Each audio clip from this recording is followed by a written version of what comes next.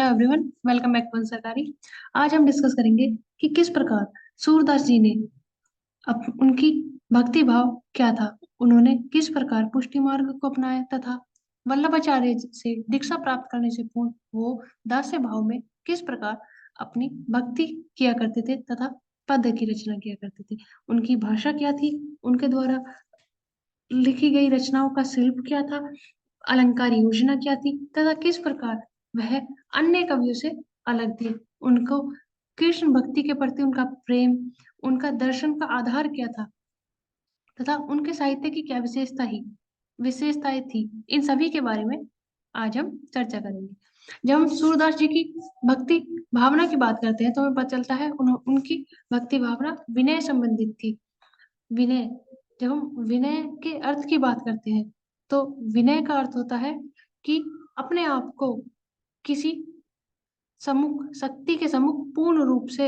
या दीनता प्रकार से अपने आप को उनके ऊपर आश्रित कर देना या उनके अनुग्रह हो जाना या उनकी आकांक्षाओं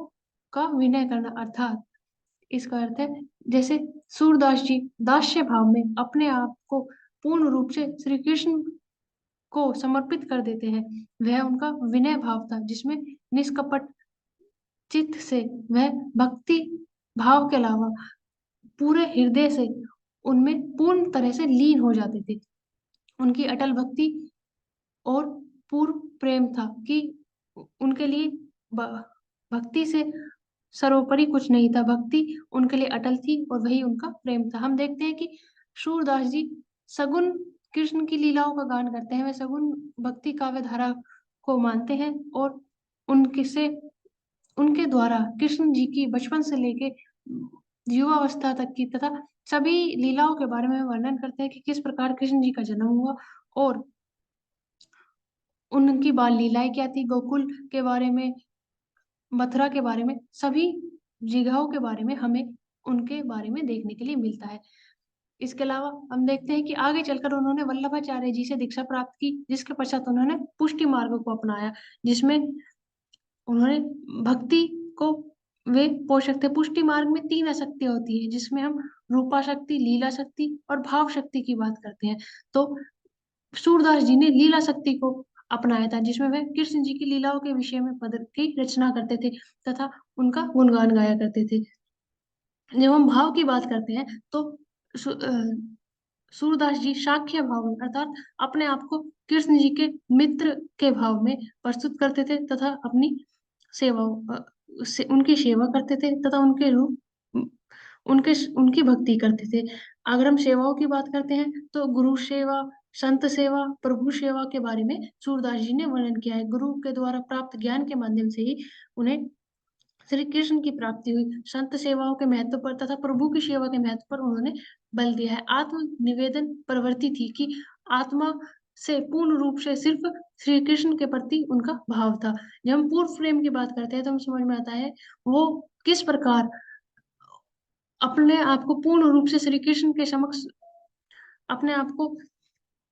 प्रस्तुत करके कहते हैं, हे नाथ, जब आप इतने पति पावन होकर भी होने का घमंड छोड़ेंगे तभी तक मामूली अजामिल जैसे पापियों को आपका पाला पड़ा है, लेकिन सूर ऐसा पति शिरोमणि को उबारना कोई हंसी खेल नहीं। अर्थात वह अपनी तुलना आजमाई अजामिल से करते हैं और कहते हैं कि वह तो सिर्फ पापी था, मैं तो पापियों से भी बड़ा पापी हूँ, मुझे उबारने के लिए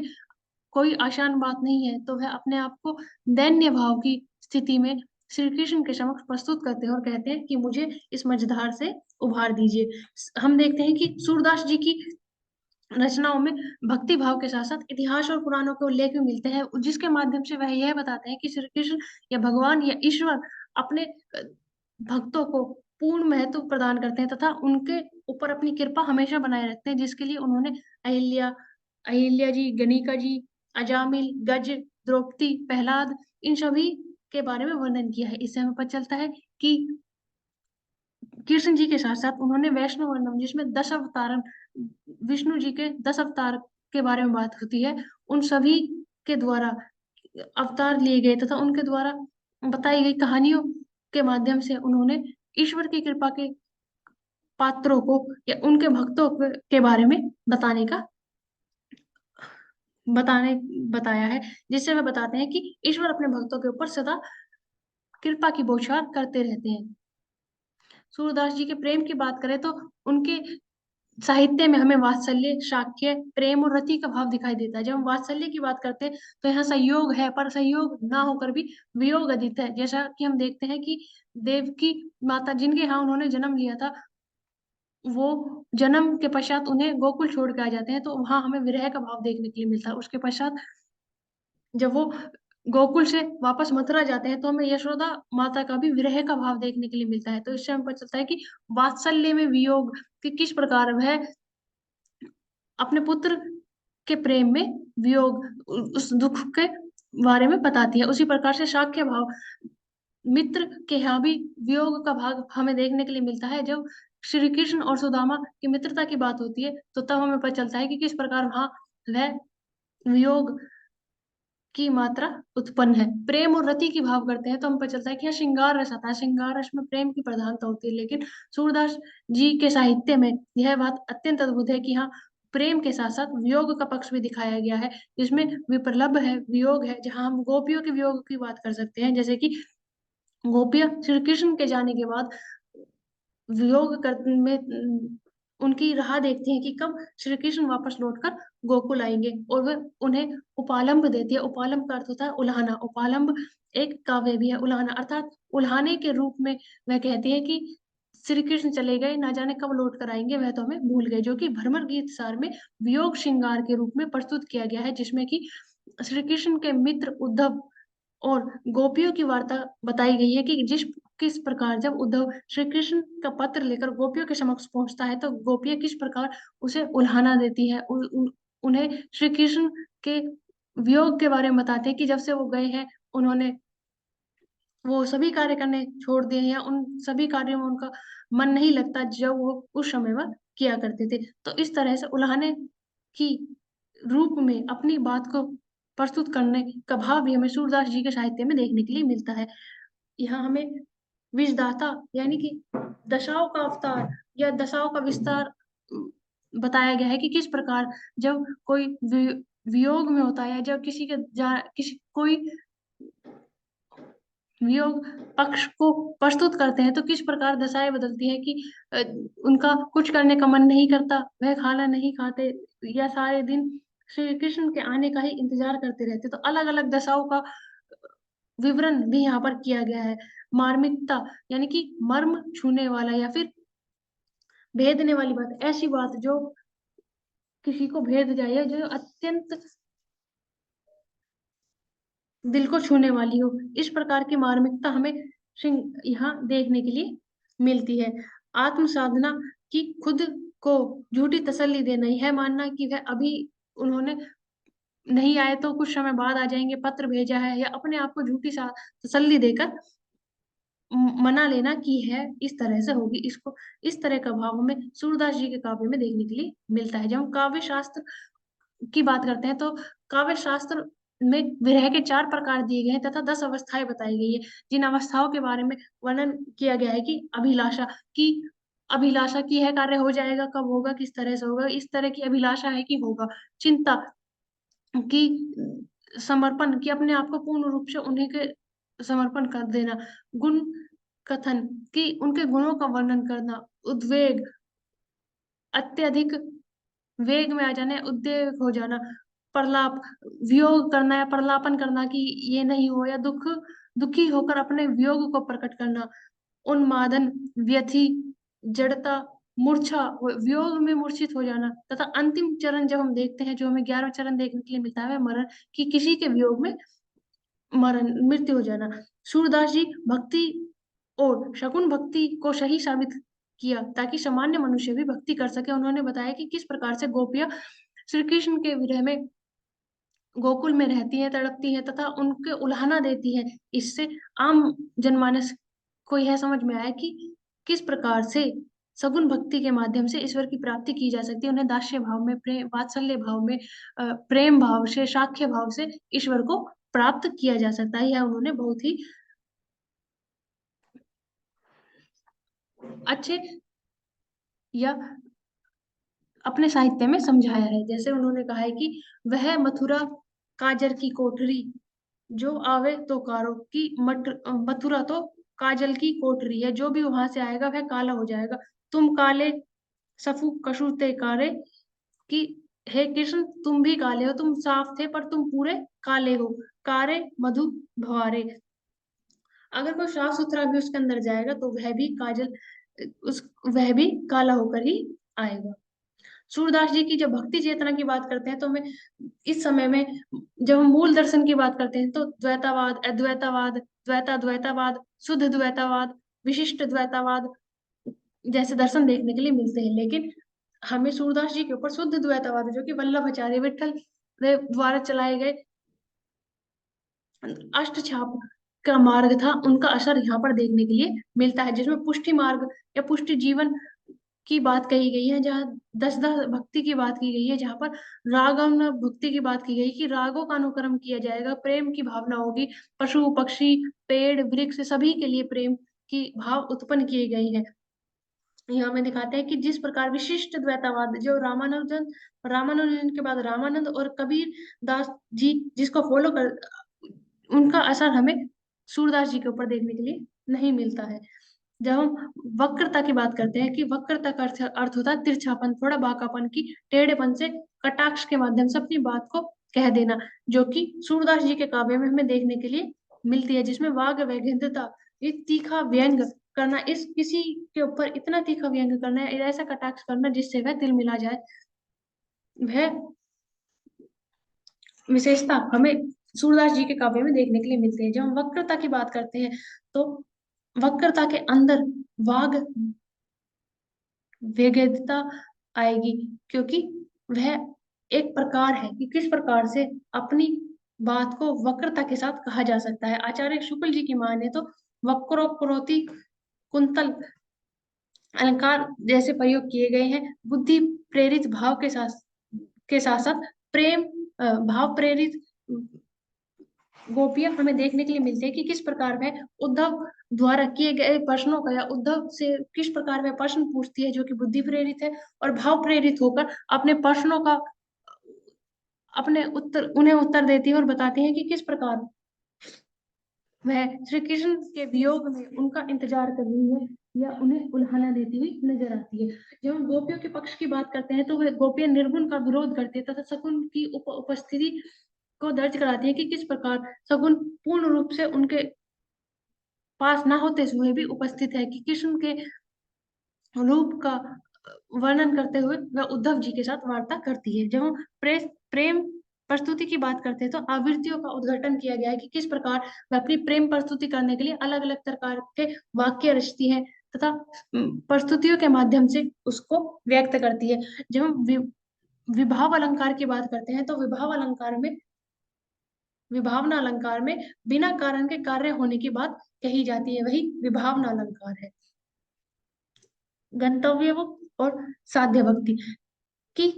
जब हम सूरदास जी की भक्ति की बात करते हैं तो उनकी भक्ति कैसी थी, गंतव्य मुक्त थी या साध्य भक्ति थी, या गंतव्य मुक्त भक्ति क्या है और वह किसके द्वारा दी गई, और गंतव्य मुक्त भक्ति में और साध्य भक्ति में क्या अंतर है।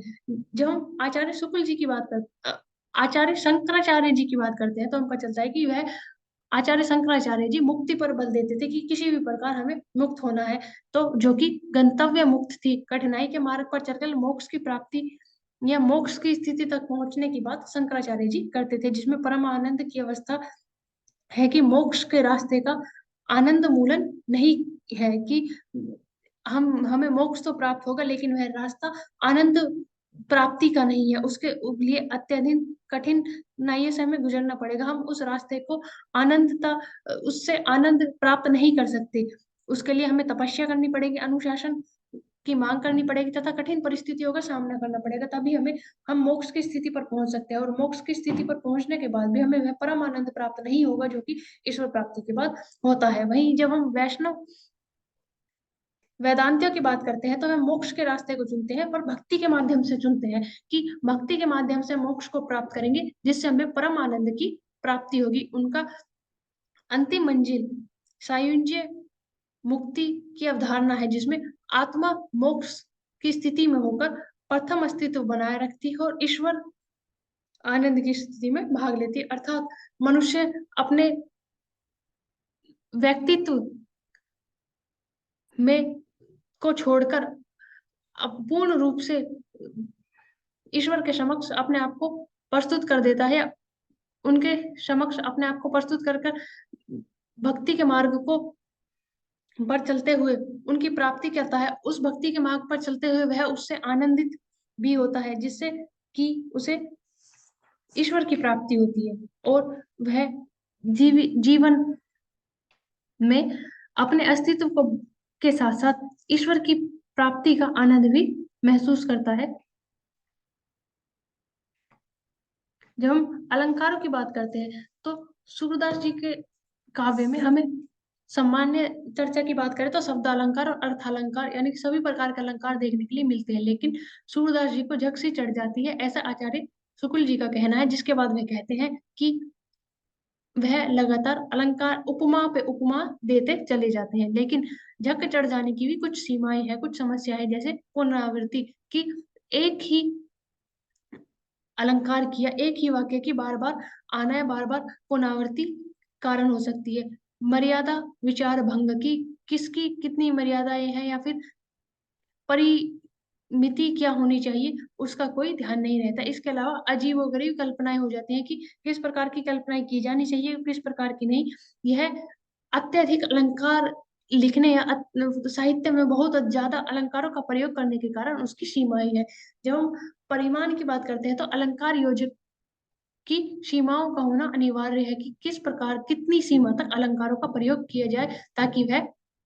अजीब ना लगे, वह मर्यादा में बने रहे और पुनरावृत्ति जैसी समस्याओं से उनका मुक्त हो। जब हम कविताओं की बात करते हैं तो हम पता चलता है कि सूरदास जी की कविताओं से नवीनता आती है। भाव मूल रूप से 9 भाव है, लेकिन स्थाई भाव की बात करते हैं तो 9 या 11 स्थाई भाव माने जाते हैं, जिसमें श्रृंगार और वात्सल्य भाव मूल है। इसके अलावा हमें इसमें 33 संचार भाव भी देखने के लिए मिलते हैं, जो अलग अलग प्रकार के भाव अलग अलग स्थिति में उत्पन्न होते हैं, विभाव देखने के लिए मिलते हैं, तथा वर्णन शैली जो अपनाई गई है वह भी नहीं है कि किस प्रकार वह अपने साहित्य में वर्णन करते हैं और उनके विषय में चर्चा करते हैं। जब विभाग की बात करते हैं तो आलंबन और उद्दीपन 2 प्रकार के विभाव है। विभाव आलंबन आलंबन होता है विषय जिसके प्रति भाव हो कि हम किसके प्रति अपने भाव को प्रकट कर रहे हैं। जैसे जब हम सूरदास जी की बात करते हैं वो कृष्ण जी के बारे में, राधा जी के बारे में, गोपियों के बारे में, यशोदा, उपजा सभी के विषय में अपने साहित्य में लिखते हैं, तथा वह सभी के प्रति अपने अलग अलग भाव को प्रस्तुत करते हैं कि किस प्रकार राधा और कृष्ण के प्रेम को दिखाया गया है, गोपियों का कृष्ण के प्रति प्रेम और उनको विरह को दिखाया गया है, यशोदा का उनके वात्सल्य भाव के बाद जब है गोकुल से मथुरा चले जाते हैं तो उसके पश्चात उनके वियोग विरह को दिखाया गया है। कुब्जा जो कि एक स्त्री है, वह किस प्रकार से उनका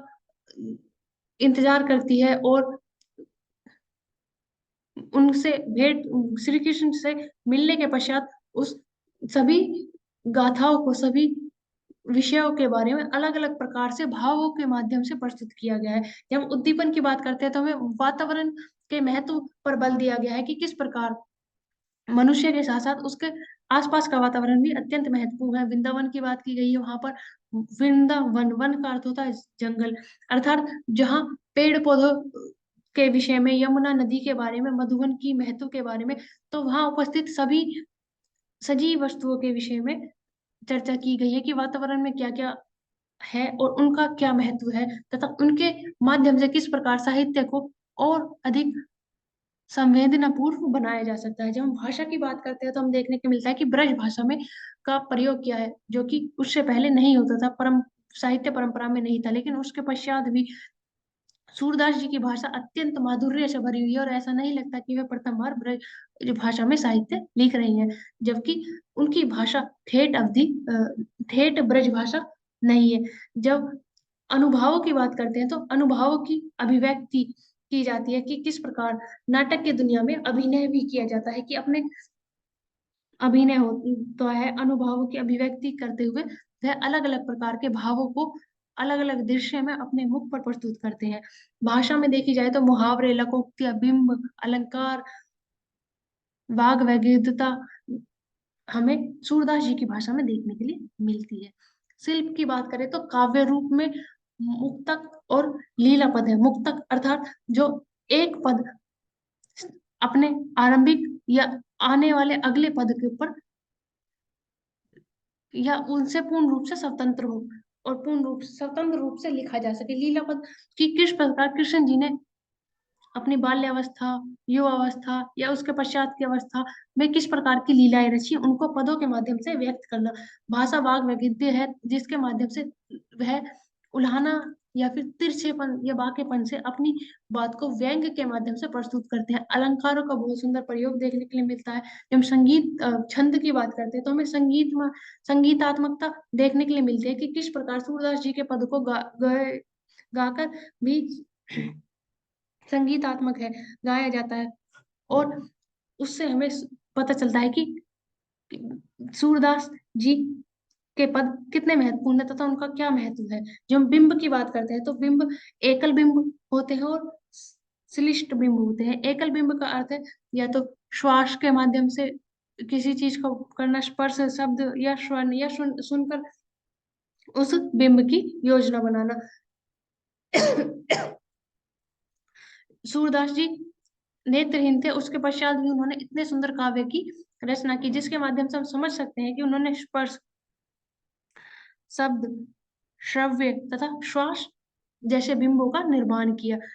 श्लिष्ट बिंब हमें सूरदास जी के काव्य में देखने के लिए मिलते हैं जहाँ एक से अधिक अनुभूति एक ही स्थान पर प्रदान होती है। वहां हमें प्रेम रस भी देखने के लिए मिल सकता है, उसके साथ वियोग भी देखने के लिए मिल सकता है या सहयोग भी देखने के लिए मिल सकता है। तो एक ही स्थान पर अलग अलग अनुभूतियों की भाव महसूस करना, जैसे श्लिष्ट बिंब हमें सूरदास जी के काव्य में देखने के लिए मिलते हैं। जब हम गति की बात करते हैं तो बिंबों की गति स्थिर है या फिर गतिशील है, कि लक्षित और उपलक्षित। जब हम लक्षित बिंबों की बात करते हैं तो उसमें मूर्त वस्तुओं के बिंब बनते हैं या अनुभव किया जाता है कि बिंब के रूप को प्रस्तुत किस प्रकार से किया जाए। मूर्त वस्तु होते हैं जिनको हम देख सकते हैं उनको। जब हम अमूर्त वस्तुओं की, उपलक्षित बिंब की बात करते हैं तो उपलक्षित बिंब में वो बिंब आते हैं जो अमूर्त वस्तुओं से बनते हैं। अमूर्त का अर्थ होता है अदृश्य वस्तु, जिन्हें हम देख नहीं सकते, जिन्हें हम प्रतीक, रूपक, उपमा आदि का प्रयोग करके बिंब बनाते हैं। जैसे मैया मैं तो चंद्र खिलौना ले लूं, इसका अर्थ है कि खिलौने की तुलना चंद्रमा से की गई है, लेकिन चंद्रमा कोई खिलौना नहीं है।